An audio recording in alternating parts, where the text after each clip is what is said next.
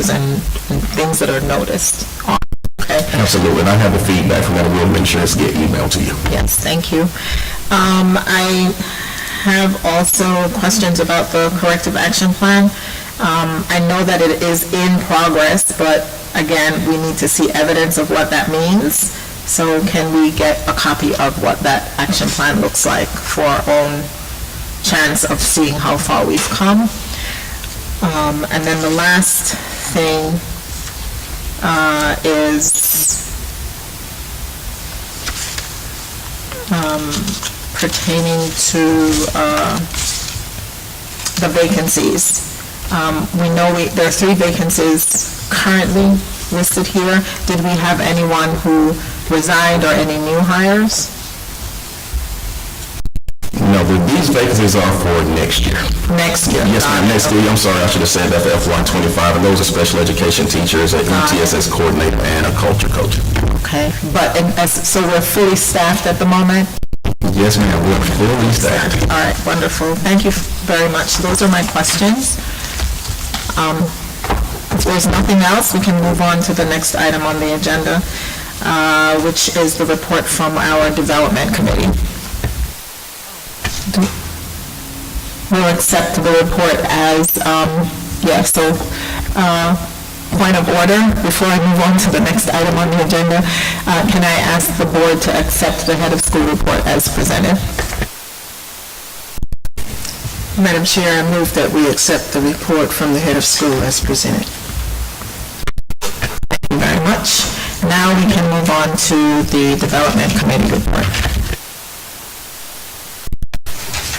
The development committee met and we discussed a 4-H partnership for the school, which will benefit our students this upcoming summer.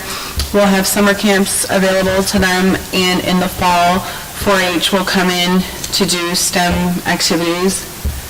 We also discussed our upcoming teacher appreciation initiatives, and we discussed a possible gym renovation, which Mr. Dennis is working on getting clearance from Dekalb for us.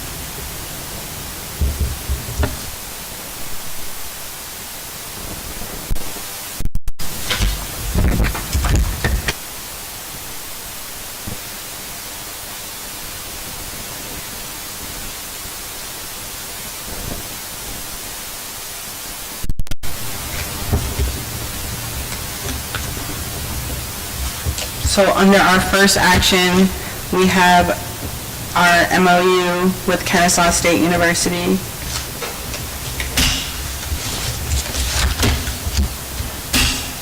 Is that a part, I'm sorry, is that a part of the development committee report?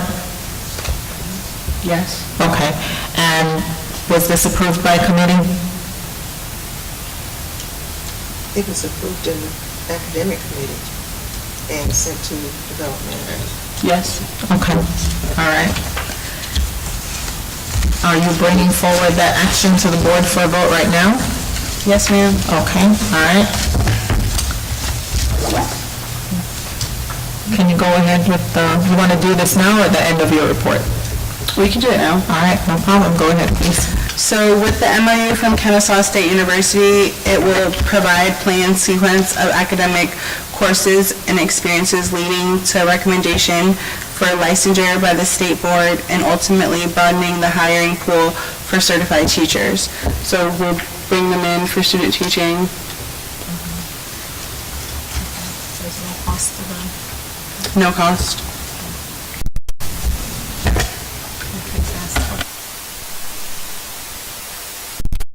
All right,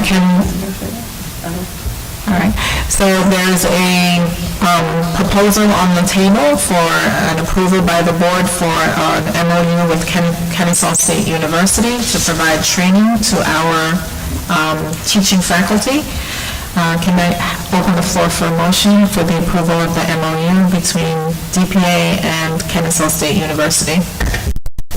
Just a point of clarity, I believe that this, with Kennesaw State, they will provide student teachers, is that correct? Yes, Yes, ma'am, they will provide student teachers for us at all 3 levels, and also they will actually set up a partnership with us so that if we have teachers who want to go back and get advanced degrees, being master's, specialist, and doctorate, they will set up a cohort just for DPA people virtually so that we can, use them only for advanced degrees. I think that's a great deal. Okay. Okay, I'll make a motion. All right, thank you for the clarification, Dr. Merrick. I move that we accept the recommendation for the MOU with Kennesaw State University.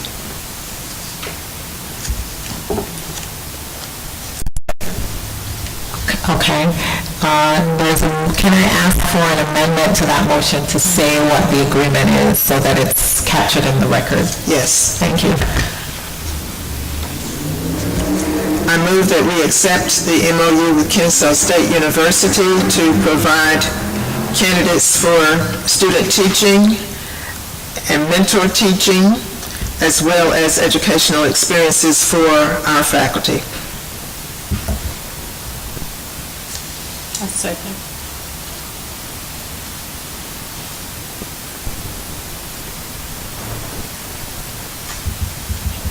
Thank you. There's a motion on the floor for the approval of the MOU with Kennesaw State University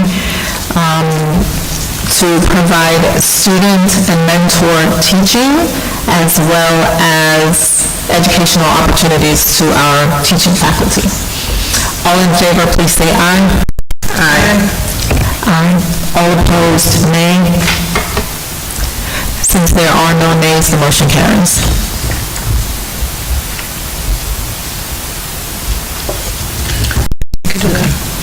Our next action form is for the 4-H partnership.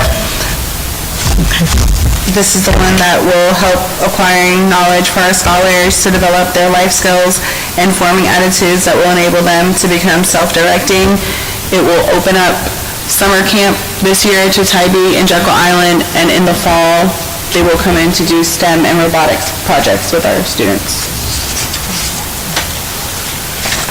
Is there a motion? Can I have a motion from our board for the approval of this MOU?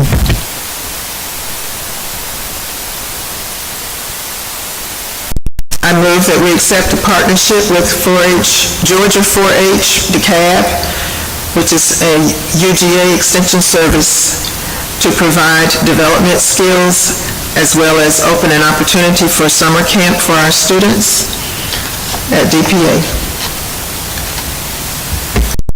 There's a motion on the floor for the approval of the partnership with Georgia 4-H Dekalb, the University of Georgia Extension Services, for the developing life skills and for providing summer camp and other types of enrichment programs for our students here at DPA. All in favor, please say aye. Aye. Did someone second? I'll second. Oh, I'm so sorry. Let me, point of order. Let's do that again, shall we? My apologies. There's a motion on the floor for the approval of the partnership with the Georgia 4-H Dekalb, UGA Extension Services, for providing development for kids as well as a summer camp and other enrichment programs. All in favor, please say aye. Aye. Wait a minute, is there a second to the motion? That's what I'm supposed to say. I'm rushing through all of this, I'm so sorry. That's the motion, was there a second? A second. Wonderful, thank you. The second was by Ms.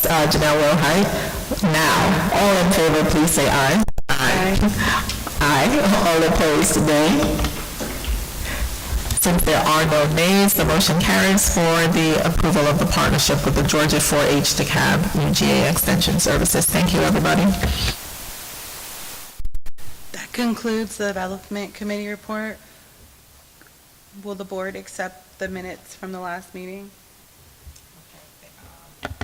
There were minutes attached to the agenda from the Development Committee, so will the board accept the minutes as they were presented from the last Development Committee meeting?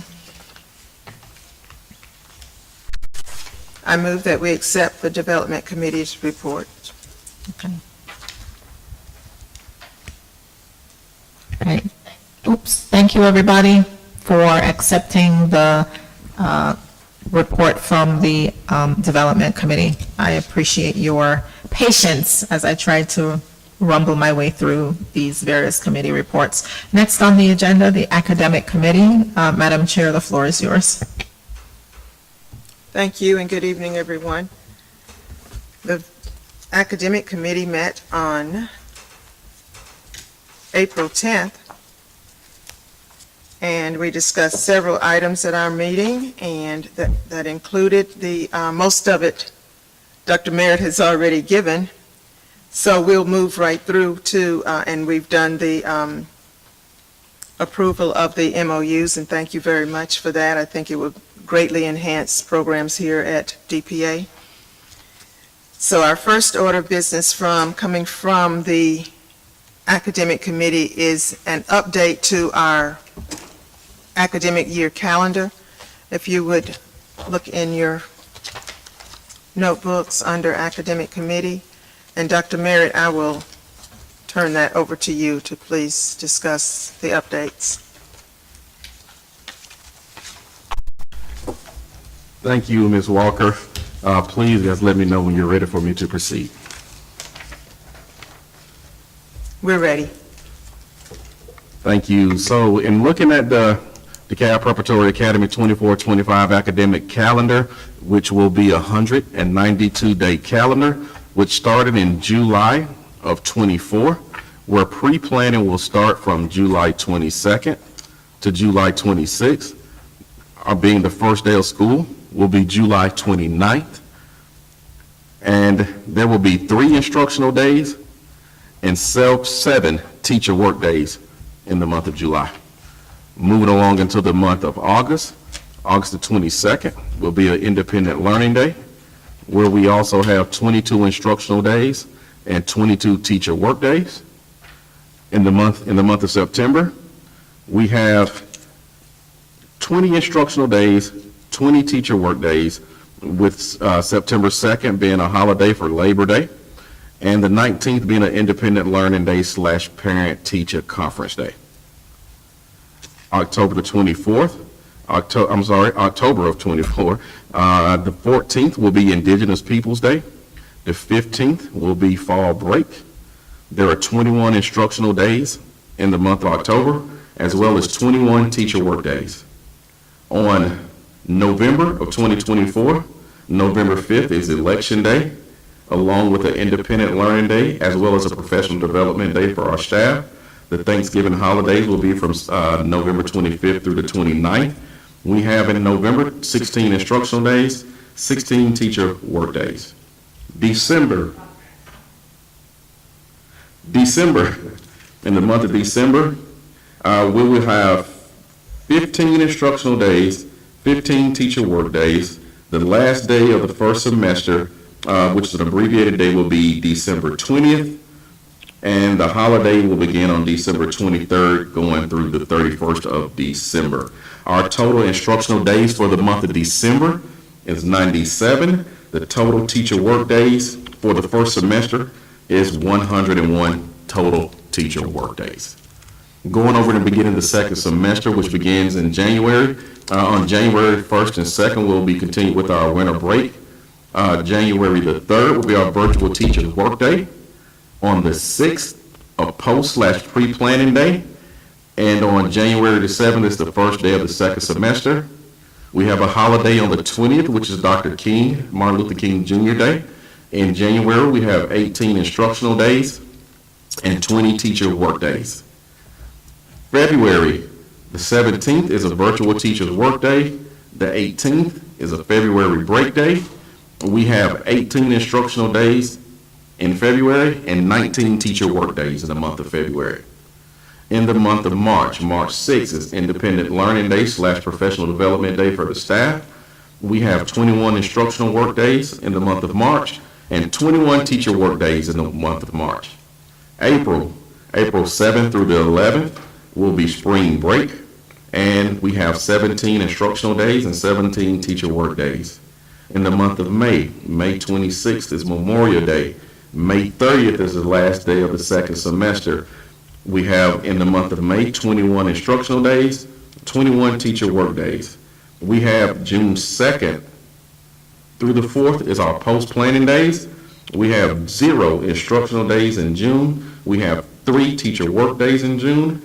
For the total second semester, we have 95 instructional days, 101 teacher work days for the second semester, and our annual total will be 192 instructional days and 202 teacher work days. And that concludes my report, if it pleases the board.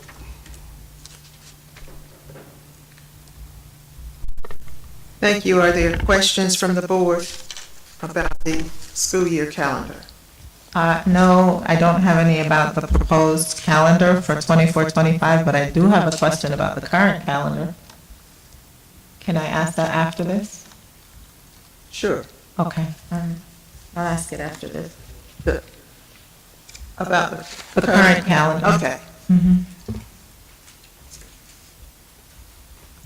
Then I move that we accept the recommendation for the 2024-25 academic calendar with 192 instructional days, 202 teacher work days.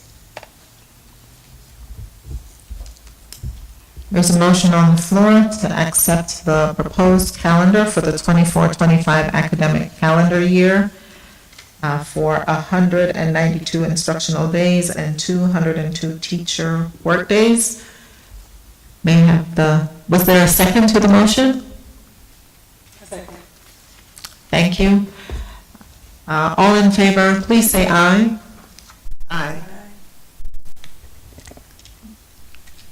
Did I hear 3 ayes? I did, thank you.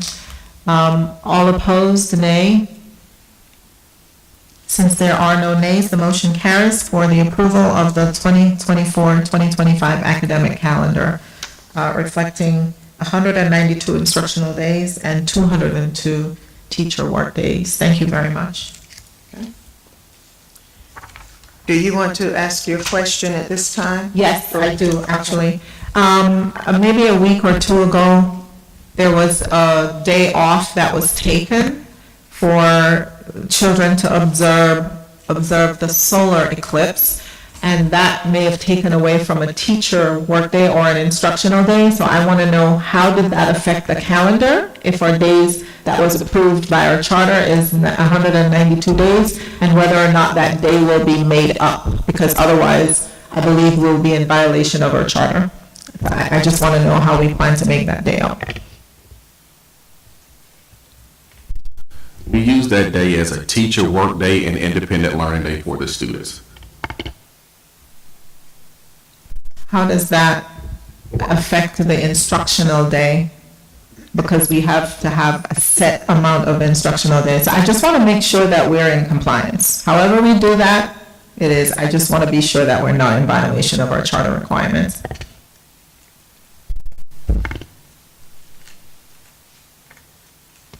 I believe independent work day for students is considered a day at school. It's counted as an instructional day. All right, thank you. That satisfies my And the question. teachers worked, so. Okay, that's all I want to know. I just want to know we're not in violation, and we're not, so I'm good. Thank you for that clarification. Moving on. Okay, Is there something else? yes. All right, thank you. Now, Dr. Merritt, you can help me with Miss Stacy Dent as the middle school teacher. We received an action form for that. Is that for this school year or next school year? Because as I read through the packet, it said that she would have a prorated salary. She would begin working now with a prorated salary. So help with the clarity of that, please. Yes, ma'am. Stacy Dent will be for this school year, and she is working under a prorated salary. I can't remember the exact date that she started, but Yes. she's working for this year, the 23-24 school year. Right, okay, so we need to approve her.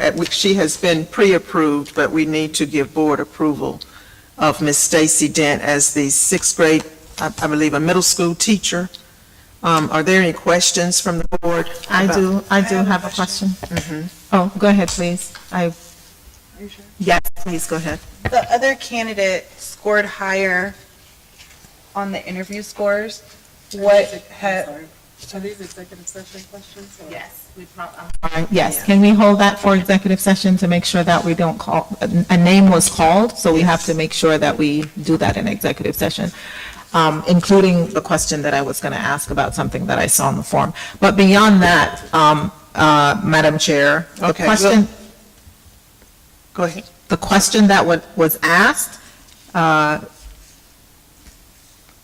shifts my thinking to believe that this probably was not approved at committee. So the question I have is, were these board actions approved at committee? It was sent to me after the committee meeting that she was available for hire at that time. So she was pre-approved pending board approval, as we do with the, I respectfully Yeah. object to that approach. We allowed the board to do that one time, and I want to guard against us making that a practice.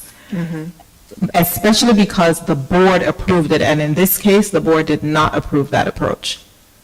So if we're going to the do board that, has approved that approach as, we have done that all of this school year.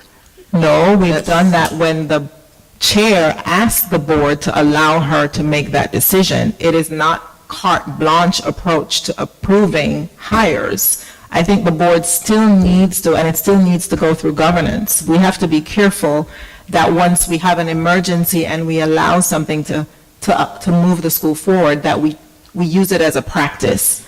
We use it as a practice if it is a new position. This was a position that has been open and been filled with substitute teachers. So they've been looking for a middle school teacher to fill this position since it was vacated. Okay, I'm going to open this to discussion with the board because I'm not comfortable. I would not allow it on any other committee, and I understand that there is urgency for things, but urgency is in the eye of the beholder. And if the board is not informed, then I see that as going around the board. And as the No, board Madam Chair, should- no. That's No, my opinion if it didn't come to the Did not go board. around anything. Okay. No. This has been a practice and it's been a pretty long-standing practice, that when it is a position that is being filled, that has been vacated rather, and needs to be filled, we fill the position with the understanding that the candidate needs to be approved by the board. But it is a pre-approval that is given.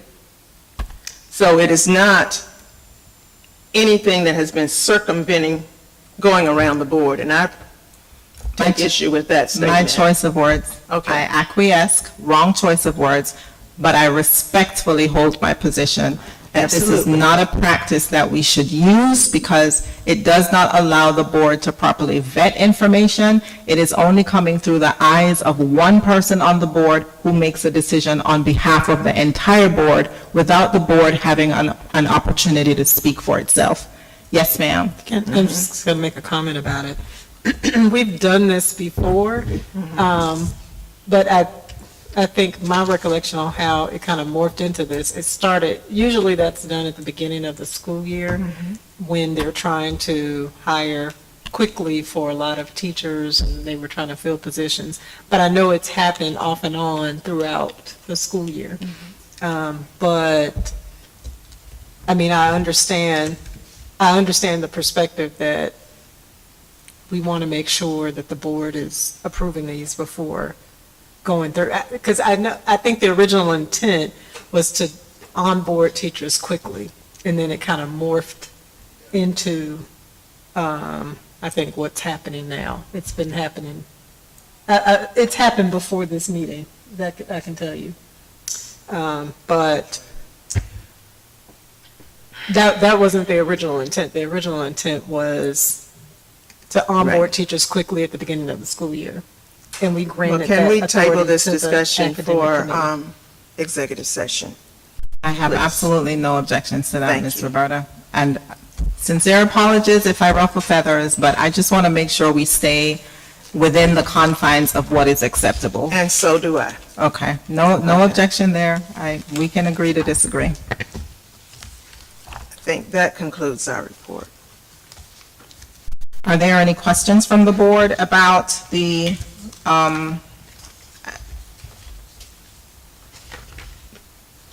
I'm sorry, can I just ask for clarity, Ms. Roberta? Are you saying that whatever is left to be discussed will be discussed in executive session? Or are you done with your report and you're only talking about one item for executive session? Actually, there were two items. Didn't you had a question? It's about this same Yes, ma'am. thing. Okay, so we'll go, okay, no worries, we'll move to executive session. Thank you. Can we have an acceptance of the report from the academic committee accordingly?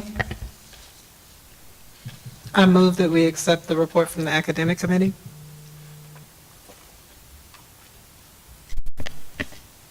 Second it. Thank you very much for the acceptance of the report from the academic committee. And any pending questions will be addressed in executive session according to our current agenda. Next item on our agenda is the Finance Committee report. Madam Chair, the floor is yours. The Finance Committee met the other day, and we did not vote on any items. However, we did discuss the pending budget amendment that the team has been working on. There were some questions in the committee meeting about the amendment. They're going to have to go back to the drawing board to get some clarification on several items. And we briefly talked about the FY25 draft budget. And again, we haven't completely flushed that out. There are some other items that the committee will need to review as far as the budget is concerned. And that's as far as we got for the Finance Committee. Are there any reports coming from the Finance Committee that needs to be presented to the board? We did not get a chance to go over the financials, but if the board would like to hear the monthly financials, I don't know, Dr. Merritt, are you prepared to present them? Ms. Candy, you is actually online to be prepared to present, ready to present. Okay. On Zoom, I'm sorry, on Zoom. So if it's the board's pleasure to hear it, then we didn't get a chance to review those in the Okay. committee. but- Our financial contractor is available to present. Is it the board's pleasure to hear from the financial contractor at this time? Okay. Is there a chance that we can see that board, or is it the information we'll be viewing will be on the computer? Yes, ma'am, it's on the Okay. computer and on the screen. Okay, wonderful. Thank you very much. Mr. Merritt, please go ahead, the report. Thank you. Yes, ma'am, at this time, I'll turn the reporting piece over to Ms. Candy Yu, our interim chief financial officer.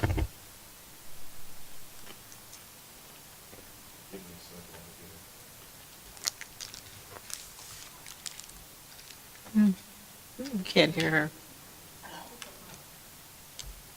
Are you guys able to hear me? Yes. Good evening, everyone. I apologize. I'm having a hard time understanding earlier the conversations. I'm going to share my screen with where we stand on the budgets. This is a version 10, and we'll continue working finalized budget for FY25. But you can see the progress for the budgets, and this is not final draft. We'll still need to meet with the school level staff to go over the managements and to go over each of the line items. I will go ahead and share my screen and let me know if you all be able to see the budgets. I'm sorry. Are you be able to see the screen? Dr. Mayor, how are we able to see? Or what are we looking at? It's the, what we're emailing, Oh, So we're following along on the computers. okay. Ms. Yu, can you tell us what page you're viewing right now? We're using individual laptops, so we want to follow along with your presentation. So if you could just tell us what page you're looking at. I'm sharing my screen, and this is on the FY25 budget details. And this is the draft, the draft we're working in progress, and I can walk you through. You can see the scenarios we've ran so far. This is a version 10. We should suspect to have one more version. We should be able to finalize the initial draft. Okay, thank you. Hold on, let me. Are you make guys sure I able to see understand. Is this? she presenting can you pause for, is she presenting the budget or is she presenting the monthly financials? Because we're not ready to present the budget. Okay, Ms. Yu, are you presenting the budget or are you presenting the monthly financials? I can do both. I apologize. I had a really hard time understanding when you guys were talking earlier, so I wasn't 100% sure which one you wanted me to present first. My So apologies. Just the present financials. the budget first. No, ma'am, my apologies. We are requesting that you share the monthly financials and not the budget at this time. Okay. So let me stop sharing the screen and give me 1 quick minute. Let me pull it up, the monthly financials. Thank you. Sure. Should be, going to be down at the bottom. Sorry, give me 1 quick minute so I can get the financials pulled up. Can we log into the link?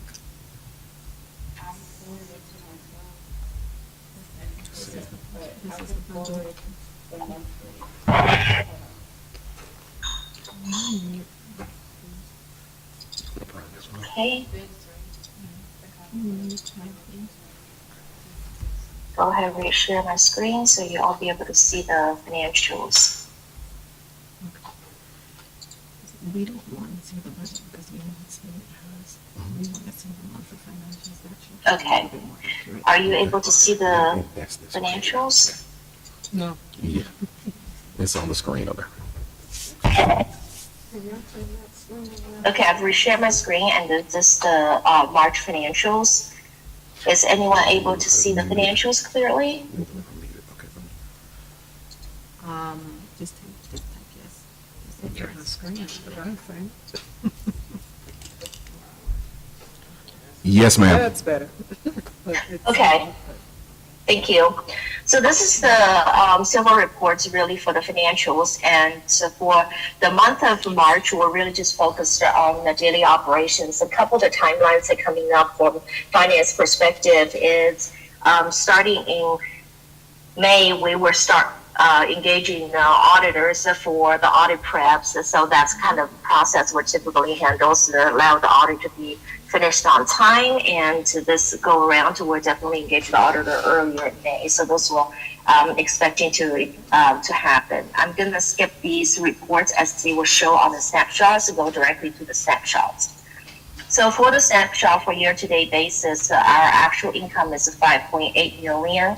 Our budget is 6.7 million. We are under budget by 839,000. Largely of this was contributed to the delay in submissions as well as confirmations from the DeKalb County for the grants. So this will include Title I grants, Title IIs, and ESSER grants. And so we are working with the school leaderships and the school teams to get those caught up as soon as we can. So you should be able to see some of the updates for the April as well as for the May financials. For expenses, the actual 6.2 million and the budget is 6.2 million. So expenses wise, we're pretty much on the budget for year-to-date basis. We only have $7,000 variances, and this is considered pretty well done for the comparisons. And because the differences delay in receiving the grant revenues, we are still running at a deficit for $363,000 year to date. However, we do not anticipate this will be the case by June 30th, as we are pushing for DeKalb counties to approve for the ESSER grant submissions that are already done twice in a row to update for those. For the month of March, our actual income is 570,000. Budget is 747. Again, this is largely due to the delay in receiving the grant revenues. Expenses, it's pretty on the dot. We spent 697. We're budgeted for 693. So we'll only overspend for $3,000 for the month of March. And because of delay in the grant revenue, we're still in the deficit. So for March financials for the balance sheets, we We have $3.8 million cash on hand, which is still very strong. That translates to 26 days of cash on hand. So we're still very strong in cash on hand. Our current assets is 2.7, fixed assets is 336, total assets is 6.9. Our accounts payable is 105. Our current liability is 6 million. Our total equities is excuse me, 844,000. So total assets, total liability and equities is 6.9. On the allocation basis, again, this is allocated based on the different categories for personnel. So you'll be able to see what the variances with actuals versus the budget year to date. Again, the year to date variances is only $7,000 for the expenditures. So we are spending as projected for the budget. And the revenues, you can see largely the revenue deficiencies really is on the federal grant pieces.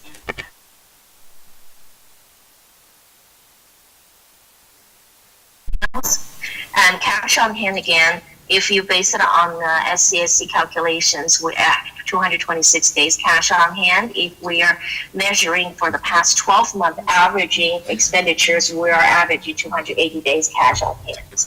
Again, cash on hand is still very strong. For the modeling basis, we're consistently over for the school administration pieces. We're at 23%. However, our instruction is lower than the best practice is 70%.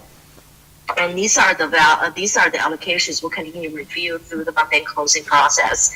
Our facility maintenance is at 17% rather than the 15 best practice 15%. However, these are best practice modeling recommendations. Does not mean you have to. This is just provide a blueprint for the guidance purposes. For evaluating all ratios, we're meeting standards for most of the ratios except for our debt assets ratios. This is something that because the debt for the pension liabilities, and this is something we have discussed previously, because of pension liabilities, it's liabilities, but it's not really a true liability in the sense for the school, but the liabilities, it's in millions, so that caused the ratios to be upside down. We'll continue working towards the end of the year to bring the ratios back in tag.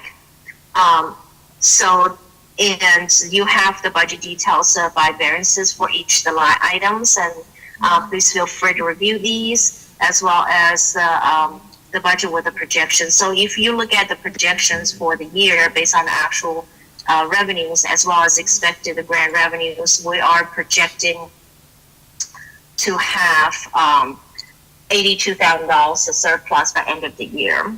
That's overall projections for the annual basis. Any other questions for me for the financials? Since we're on hi Candy, thank you very much for making time to join us this evening to present the monthly financials. Okay. We're on if no questions, then that will be my report. Again, the budget is work in progress. We're able to finalize the staffing matrix for FY 24-25 this morning, and we'll continue working on the version 11, and hopefully we'll have one or two more versions that we'll be able to present the final budget draft for FY 24-25. Candy, thank you for presenting the financials. We were actually muted and didn't realize we were muted, so we do have questions. Since we're on the ratio page, what is that? Line 44, cell I-44, there's over 1,000% in debt ratio. We don't have any debt. Is that a formula error? It's not a formula error. This is based on the liabilities for the TRS, and this is entries that we only book at the end of the year. So if you look at the balance sheet details, are you guys able to see my screen for the balance sheet details now? So there are pension liabilities and deferred inflow resources. Again, these are just audited adjustments on the annual basis, and we really don't track these on an operation basis. And what these are is the TRS pension liabilities, as if the school going to be shut down today, hypothetically speaking, then how much the TRS pension liability the school is owed to individual staff. However, this is this is just reporting purposes, but because these ratio, I mean, if you look at these, this adds up to $5.6 million. So because of these ratios, it's causing our ratios for that particular line items off. But this is a tracking report, and by end of the June 30th, these numbers will get adjusted based on our audit reports. And by the time we report the annual report, we actually will be able to offset these numbers with additional adjustments up on top for the deferred inflows. So it's not going to be as bad as what we're listing So I'm like, right now. I just found out there, so I'm getting text messages, and I'm like, how do you all want me to respond to these? So now I'm hearing some conversations. I'm not sure if that's a question directed to me. No, we're hearing the conversations too, and we're not sure. Okay. Someone just needs to mute their mic. Okay. Okay. Thank you. Okay. So does that help to answer the questions? Not really, but if it's something that you believe will reconcile itself, the problem I have is not having a true assessment of where the school is because the number is inflated in a way and it's not being tracked. We have no way of knowing whether it's something the board should be concerned about. And so that's an issue for me personally because we get our CCRPI scores among other types of assessments that are measured against the school. These ratios do mean something. And so if we're not able to tell what's real and what's not, how do we know if it's something we should be concerned about? If we're not seeing it in its true sense. I want to get clarity. So if you look at the ratios, the only ratios that we're not be able to present it in, well, the ratios we're presenting is in the true sense including artificial liabilities that only occurred for the audit. So the ratio you're looking at for 1,000 over ratios, that is the actual ratios that we are calculating. So it's not in any ways misrepresentations of it. But to understand why the ratios is so out of whack, it's simply understanding they are audited purposes based on the compliance requirements. The auditor has to book these entries, and these entries are not true liability sense. So these are just reporting purposes for the audit purposes, and these are part of the calculations. So I'm not sure when you meant this is not true representations.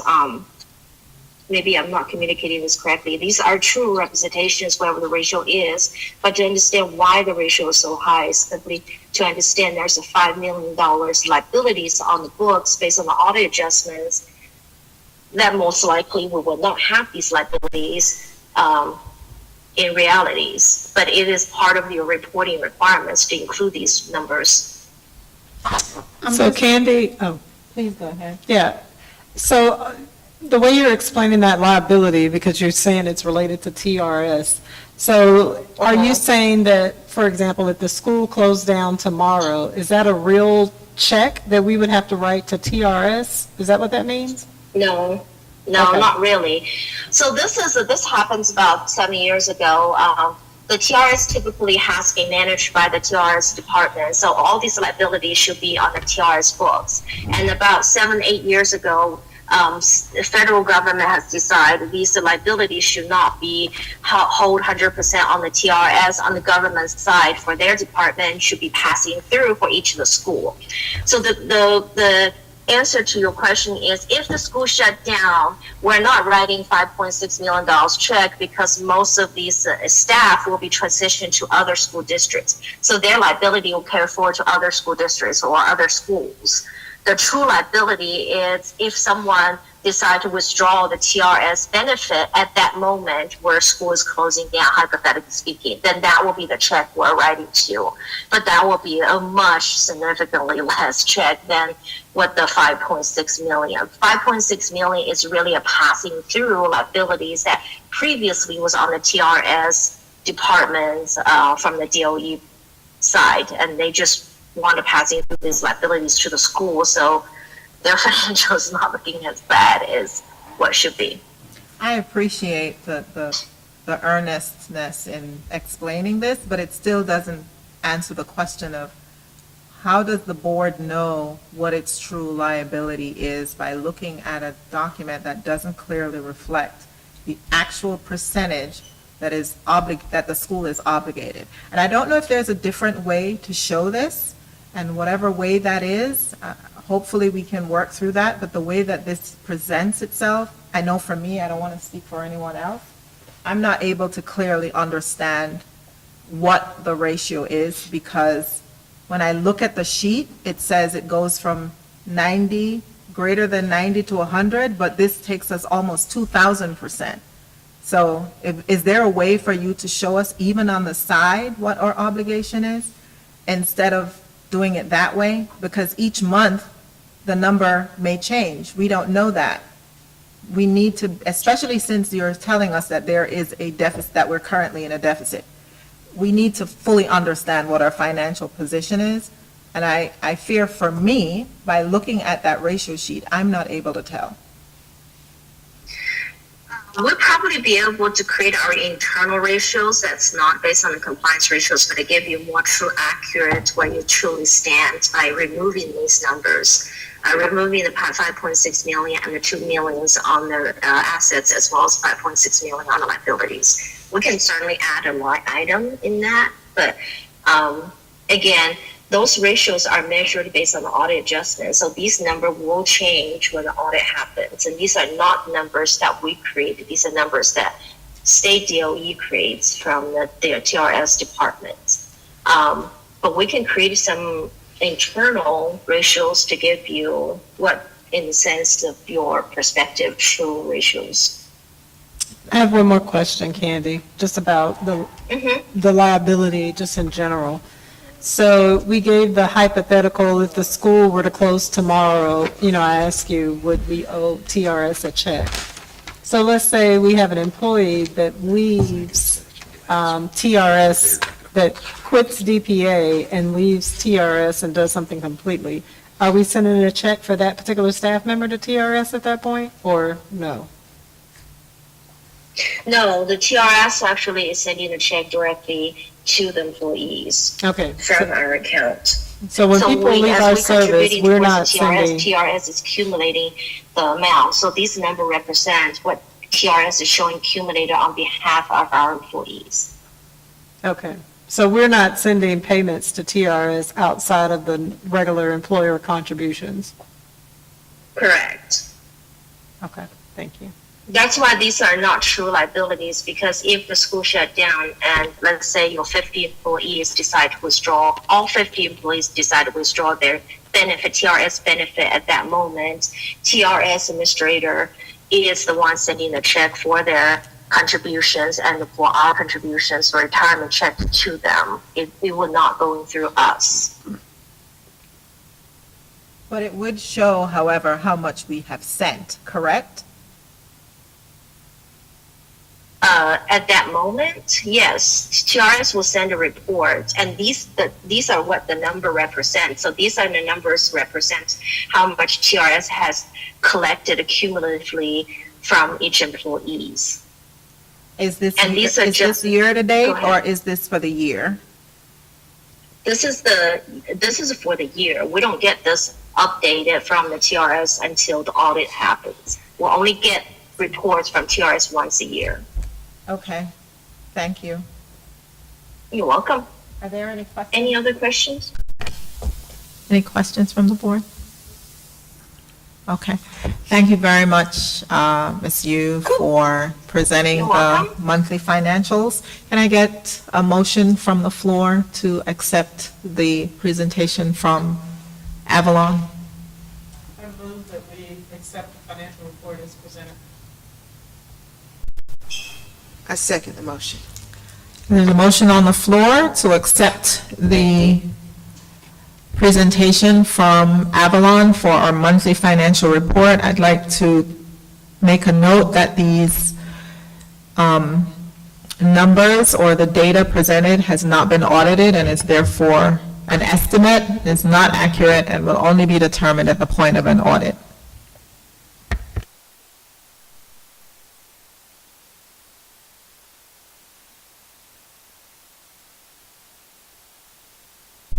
The next item on our agenda is a report from the Governance Committee.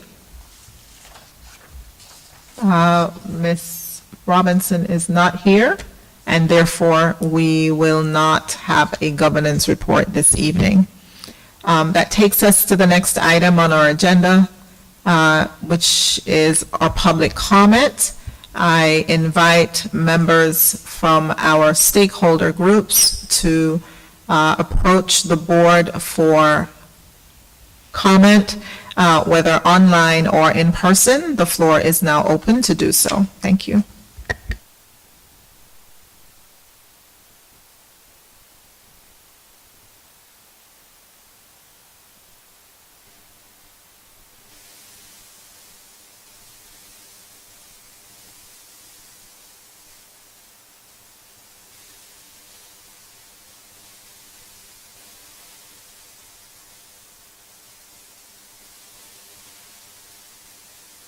Okay, well, thank you very much. I will go ahead and jump off. And if you guys have any questions, feel free to email me. Will do. Thank you. Thank you. Bye-bye. Bye-bye now.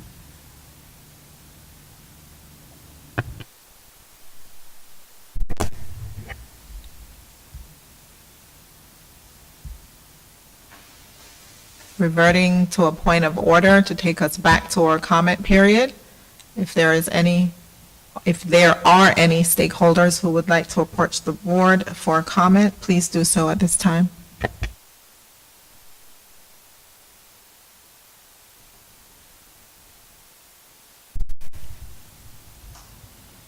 DPA board is ready to accept comments going once, going twice. Since there are no comments from our stakeholder groups, we will move on to the next item on our agenda, which will take us to executive session. May I have a motion to move us to executive session?